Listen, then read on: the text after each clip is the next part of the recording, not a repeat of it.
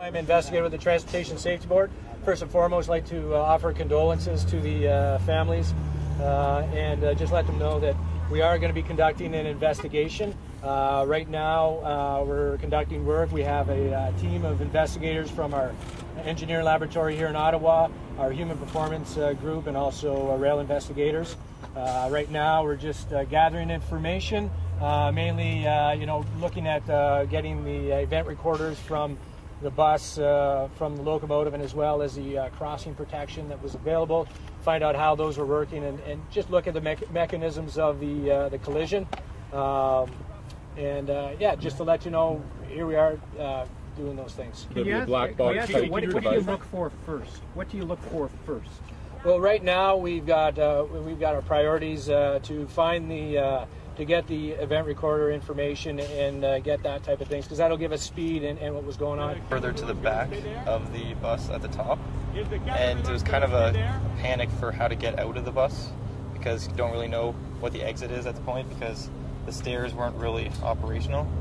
People were looking to go out the roof or the sides. People kind of just didn't really know what to happen.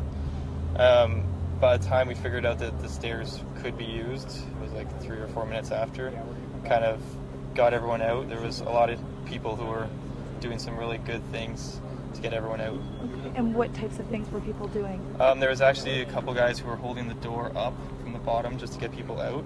There was one guy who was staying with a lady at the top who had broken a leg, just to make sure that she was consoled during the situation.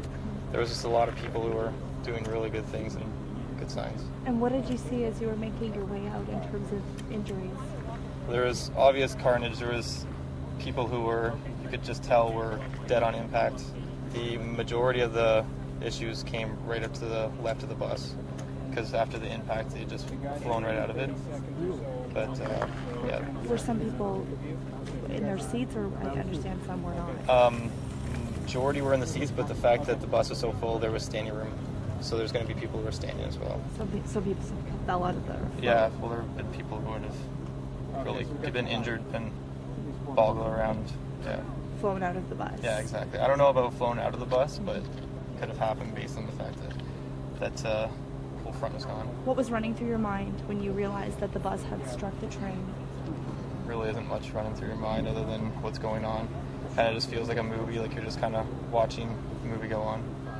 Could you see that there was going to be a collision? I didn't actually see it. All I heard was stop, and people just kept yelling stop, and I didn't really didn't click in. But then I kind of realized, like, oh, something's going on, and then I realized the magnitude after a couple minutes. I was like, something definitely terrible just happened. Yeah. And now looking at, and you can see what the front of the bus looks like, and you know what happened. Yeah.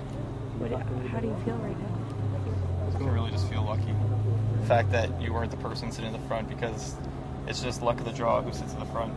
Usually people try to sit in the front just based on the fact that they can get to the stairs earlier. Like, I usually try to sit in the front just because it's easier to get to class. Like, you can just run off the bus. But the fact that people were placed in line is just chance, and you can't really try not to think about that too much.